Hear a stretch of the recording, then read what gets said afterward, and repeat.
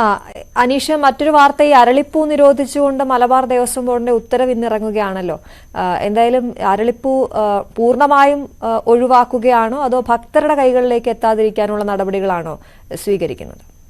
ഈ അരളിപ്പൂവിനൊരു പൂർണ്ണ നിരോധനം എന്ന രീതിയിലേക്ക് ക്ഷേത്രങ്ങളിൽ നീങ്ങുന്നില്ല എന്നാണ് നമുക്ക് മനസ്സിലാക്കാൻ സാധിക്കുന്നത്. നേരത്തെ തിരുവിതാംകൂർ ദേവസ്വം ബോർഡ് ഉത്തരവിറക്കിയിരുന്നു. പൂജയ്ക്കായി ഈ പൂക്കൾ ഉപയോഗിക്കുന്നതിന് തടസ്സമില്ല, മറിച്ച് നിവേദ്യത്തിലും പ്രസാദത്തിലുമൊക്കെ ഇടുന്നതിൽ അല്ലെങ്കിൽ ഭക്തരുടെ കൈകളിലേക്ക് ഈ പൂക്കൾ എത്തുന്നതിനുള്ള ഒരു വിലക്കാണ് വരുന്നത്. എന്തായാലും അതിന്റെ ചുവട് പിടിച്ച് തന്നെയാണ് മലബാർ ദേവസ്വം ബോർഡും ഇന്നലെ ഇക്കാര്യത്തിൽ ഒരു തീരുമാനം എടുത്തിരിക്കുന്നത്. ഇന്ന് ഇത് സംബന്ധിച്ച സർക്കുലർ ഇറങ്ങുമെന്നാണ് അറിയിച്ചിരിക്കുന്നത്. ആലപ്പുഴയിലെ യുവതിയുടെ മരണത്തിനിടയാക്കിയത് ഈ അരളിപ്പൂവിൽ ഉണ്ടായ വിഷാംശം തന്നെയാണ് എന്ന ഒരു പോസ്റ്റ്മോർട്ടം റിപ്പോർട്ട് വന്ന സാഹചര്യത്തിലാണ് വളരെ വ്യാപകമായി ഈ വിഷയം ചർച്ച ചെയ്യപ്പെടുകയും പിന്നീട് ഒരു പശു ഈ അരളിപ്പൂ കഴിച്ച് ചാവുകയും ചെയ്തിരുന്നു. ഇതേ തുടർന്നാണ് ഈ ദേവസ്വം ബോർഡുകളും ഇക്കാര്യത്തെക്കുറിച്ച് വളരെ വിശദമായി ചർച്ച ചെയ്തത്. നമുക്കറിയാം, ക്ഷേത്രങ്ങളിലെ പൂജാ കാര്യങ്ങളിൽ ഒഴിച്ചുകൂടാനാവാത്ത ഒരു പൂ തന്നെയായിരുന്നു അരളിപ്പൂവ്. കേരളം പൂജ നടത്തുന്നതിനപ്പുറം നിവേദ്യത്തിലും പ്രസാദത്തിലുമൊക്കെ ഈ പൂക്കൾ ഇട്ടാണ് ഭക്തർക്ക് നൽകിയിരുന്നത്. എന്തായാലും വിഷാംശമുണ്ട് എന്ന കൃത്യമായ വിവരങ്ങൾ